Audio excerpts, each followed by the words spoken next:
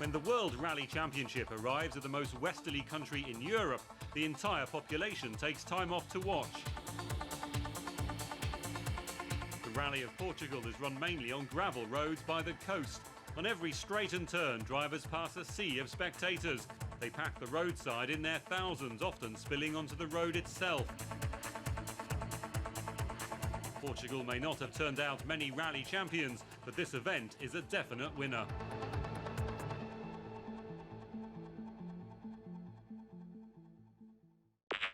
Hello there and welcome back once again to some more WRC. Today we'll continue on Let's Play and this is episode 3. In today's episode, it's so much of a winner that it didn't exist after this year. It's time for the Rally de Portugal. So let's go ahead and compete. We are still continuing on our championship lead. We've got a darn healthy championship lead actually now. Lead over 10 points to our closest rival, which is Sainz. And in the manufacturer standings, we are also dominating as we have a 14-point lead in our Subaru. So let's see if Portugal will continue to be more of the same. Portugal is probably going to be more of a challenging rally than the previous two because Portugal is a location I'm not very familiar with when it comes to this game. Essentially I don't remember a lot about this. From the preview images, I'm imagining this is probably going to be like Cyprus and Greece as well. Both of those are quite sandy rallies. This looks sandy with an odd spot of rain chucked in as well, which is uncommon for this type of country like Portugal, but we shall see. Fortunately, I don't actually have to be in Portugal to record this because Portugal is very, very warm, and I don't like warm weather very much. 3, 2, 1, go! Alright, let's do it. God, there is spectators everywhere.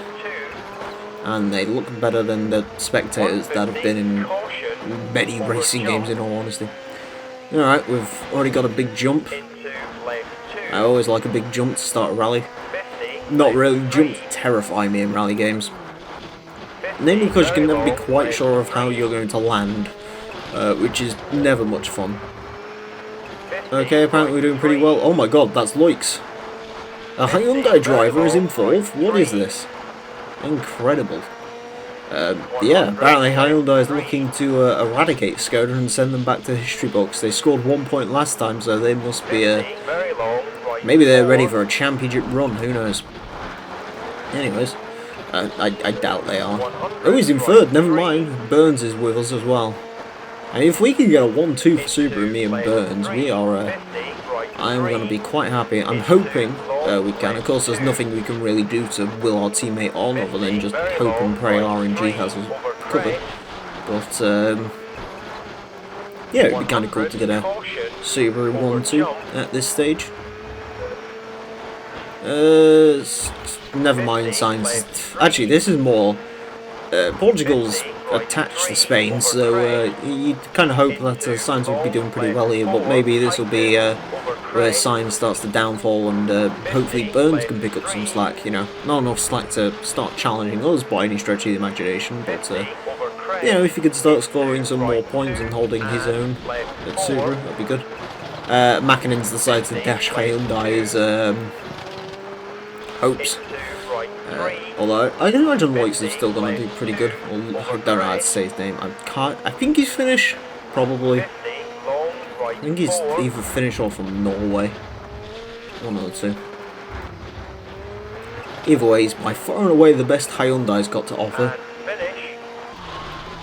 Oh, he's going to get 4th. Alright, good on you, Loix. Of course, Sainz would win overall, though. Damn you, Sainz. Let Burnsy get some. We need a good old Subaru lockout in the Manufacturers' Cups. Still haven't decided to turn off that auto-saving thing yet, if you even can. This being an earlier PS2 game, I don't have much hope. Alright, Solberg, Sainz, Burns... Oh, never mind, Loix is in a Mitsubishi this time round. Oops, he drives a Hyundai later on, spoiler alert. Mackinnon and Didier. Alright, I got my hopes up for... There's someone probably furiously typing in the comments, Loix didn't drive a Hyundai in this year. Well, I can get stuff wrong occasionally. So, damn you, Loix. Trying to think of the... What's the Hyundai driver called? I forgot his name. Anyways, Hyundai, come on, man. that means all of what I said in that last stage is meaningless because Aloix drives a Mitsubishi, and Mitsubishi, boo Mitsubishi. Mitsubishi need to be doing bad because Mitsubishi are, then again, I mean, Ford and Mitsubishi are kind of cheering chunks out of each other in the manufacturer standings at the moment, so if they want to keep fighting amongst themselves, that's fine by us, we'll just keep soldering on. I have a funny feeling Ford's probably going to win that argument, although, believe it or not, because they can't use his real name in this game, a Ford driver isn't particularly good. He will win, or he won't win some rallies, but he does well in some rallies, but yeah, no, he has a tendency to not do particularly well. Maybe it's because they didn't really want the name Ford driver, excuse me, blasting up all the time. Maybe we should actually have a quick look if Ford driver has a co-driver with him. It'd be funny if they could, if they managed to get Nicky Grist sort of registered in this game, but they can't have McRae. Even funny if they use Derek Ringer, considering that's McRae's old co-driver.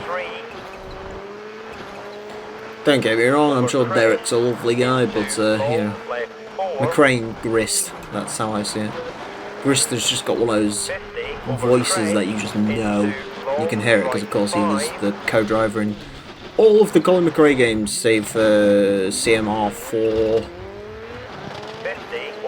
maybe CMR 5 as well. I can't remember. Or 2005, I should say. Yeah, it's a little bit of an interesting thing with the Colin McRae games versus, because while apparently they didn't really have the full license for it, Colin McRae 1 and 2 sort of had the cars from the series and all their liveries and stuff. I don't think they got the drivers, but they got the cars. But later on, CMR3 might, it definitely had the Focus. I can't remember if they managed to license anything else. But of course after this, CMR 4 and 5 would sort of use fantasy designs in quotes because they were pretty close to the real life things, but they had to use sort of their own designs to make up the 04-05 colours, because the WRC series was in full force with WRC 4 and Rally Evolved at the time those games came out, so yeah, it's a little bit of a weird sort of one, and actually it's kind of even weirder when you consider Cody's is apparently getting the WRC license in sometime in this decade, apparently. I can't remember when it is specifically, but yeah, no, they're getting the license back. I am hoping to God the new WRC games under Codemasters is going to be much more like Dirt Rally, like a sim game as opposed to Dirt 5, but we shall have to wait and see. I'd imagine it wouldn't surprise me if they do a Dirt 4 where it's like, hey, if you want arcade handling, here you go, if you want sim handling, here you go. Can't quite remember if that was controversial or not. All I know is I selected sim mode in Dirt 4 and I thought Dirt 4 drove pretty good. So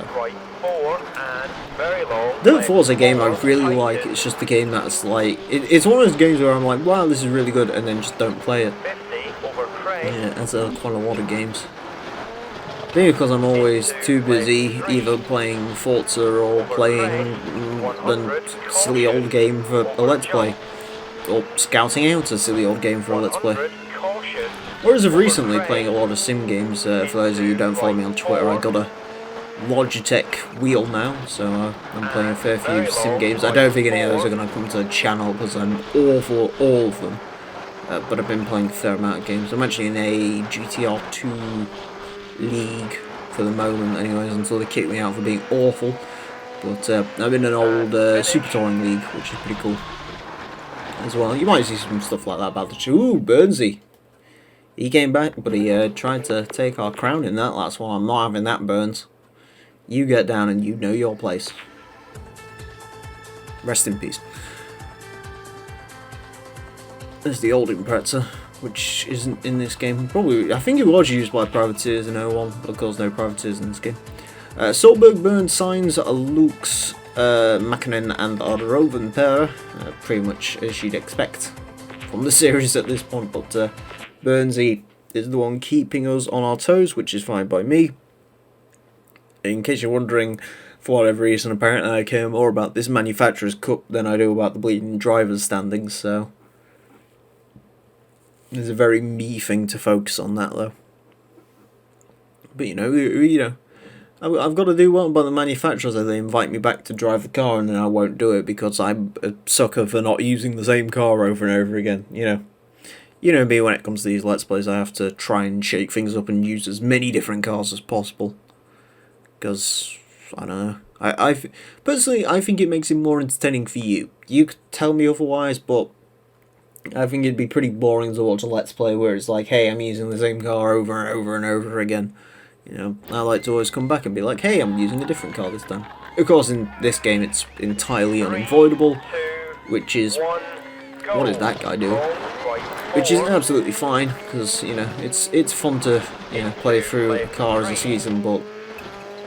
For example, if I'm going to play through this game again on professional difficulty afterwards, I'm not going to be using the Subaru again, so... And I probably won't be using the Subaru for a few games after this, We've got to give each manufacturer a cooldown. We've got to show off all of the cars and, show off how snazzy they are. Go on, Burns, knock that Spanish prick out. Sorry, Carlos Sainz. It's kind of funny, isn't it, how we remember rally drivers like McRae, Macklin, and Burns, but no one really seems to... And McRae, if I didn't mention him before. No one really seems to talk about Carlos Sainz, which is a shame, because Carlos Sainz is one hell of a... He has a career behind him, and that dude still... I think he's like in his 60s, and he won Dakar this year, so...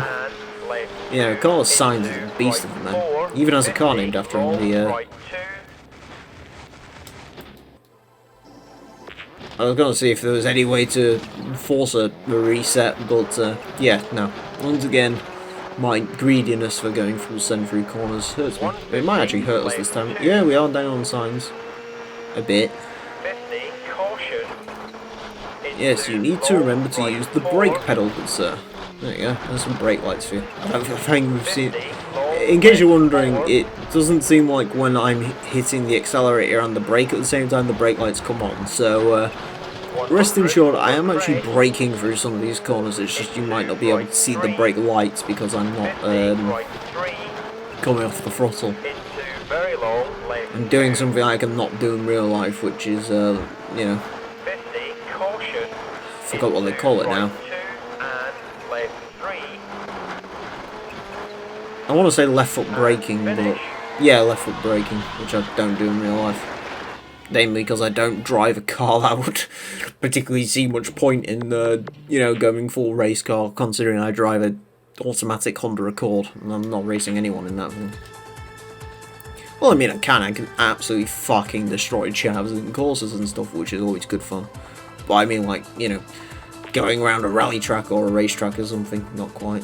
Saltberg, Sainz, Burns, Loix, apparently Mackinnon's fallen off a cliff again. Rovenberg and Didier, although Mackinnon's still there. Sainz, okay, Burns is 4 seconds behind Sainz with 2 stages to go. If my math's correct, I think this game only has 5 stages per round as opposed to 6 like most of the later games do. Okay, I've now seen a gif of a Chevrolet Camaro popping its headlights inwards, which is strange, considering like the headlights are exposed anyway. They just have the grille behind them. Like, you may as well just take the grille off. Oh, it looks cool. Yeah, well, lots of things look cool, but just because they look cool, we don't do them. The Tyrrell 6-wheeler looks cool, but you don't see a bunch of 6-wheeling F1 cars driving around. I wish they were, but...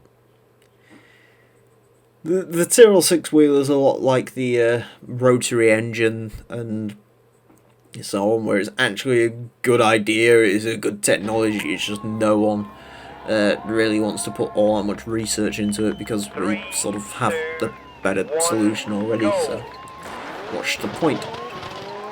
Then again, I could say this about the boxer engines in these Imprezas as well, and that seems to do them pretty well.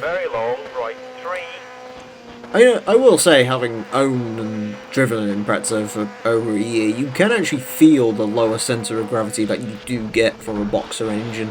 I just don't quite know how much speed on a rally course that's particularly worth, but, you know, there you go. Or maybe I just felt the lower centre of gravity because I went from a Fiat Panda to a Subaru Impreza. I don't know. Then again, I mean, my Accord doesn't feel like it's got low centre of gravity, and I imagine that and the Impreza are about the same distance from the ground as each other. The Impreza probably more so, considering that was intended to be used off-road. No one's using a Honda Accord off-road. Unless, of course, you modify it. I think the American ones might have been sold with all-wheel drive. Mine's front-wheel drive, though, because I am a peasant European, which means I get the better Accord, which you all got as the TSX, if you're American. I say that as I assume most of my audience is American, but I actually think I think my audience is more European based, because I am Europe man. Well, technically, yes. I'm trying to remember what my demographics are. I know the United States and Canada are way up there, but I think there's a fair few sort of European countries.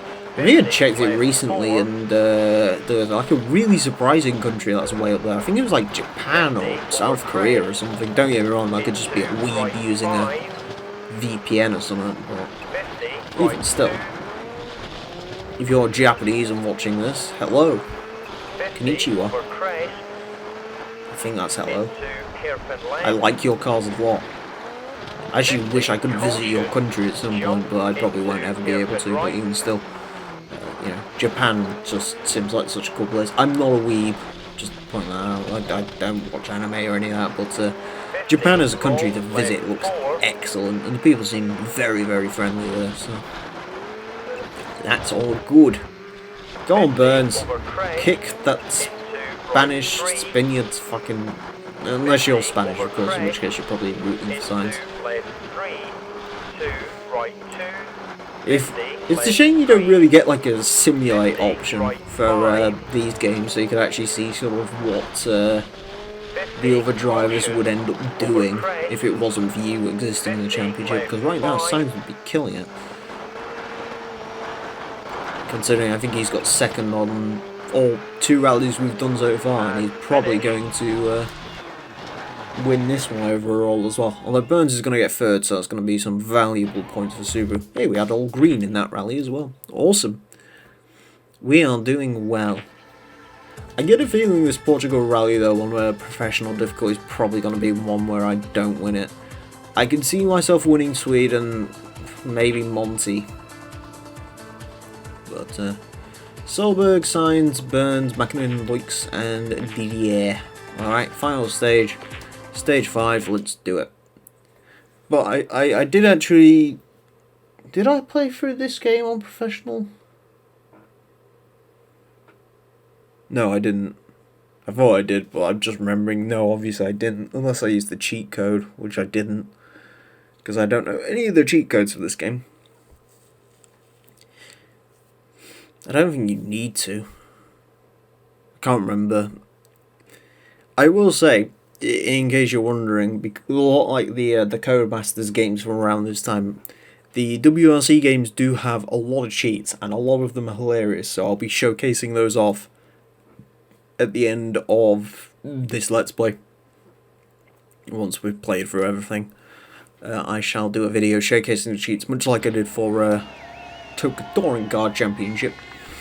Yes, I'm well aware I need to Let's Play TOCA 2. I have actually got a plan for that, in case you're curious, so watch this space, and you may very well see TOCA 2 sooner rather than later, I hope. Because I really want to play through TOCA 2, because that game's cool and fun. It's a complete asshole in terms of the handling, but yeah, the actual game itself's cool.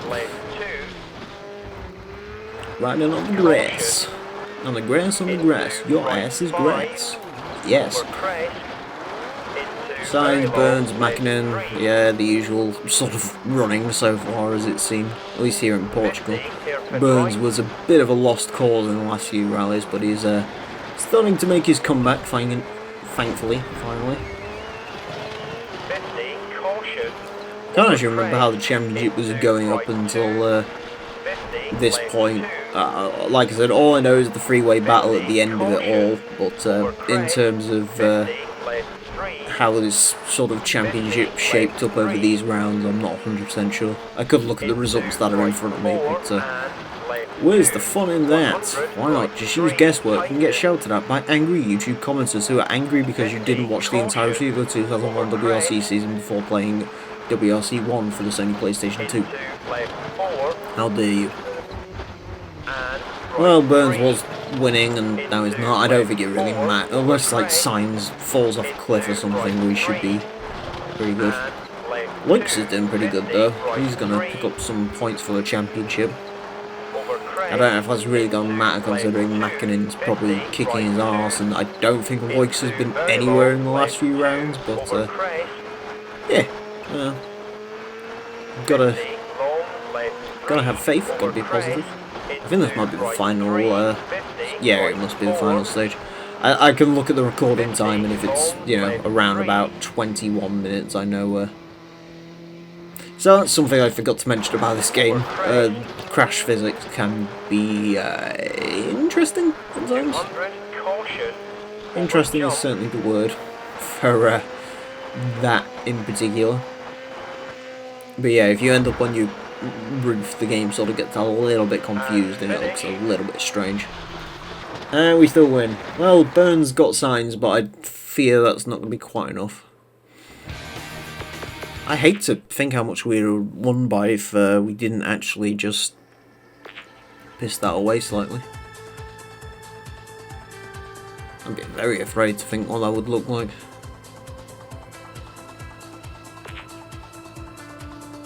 Alright, so we had Solberg, Burns, Sainz, Loix, Mackinnon and Schwartz. He got back in there.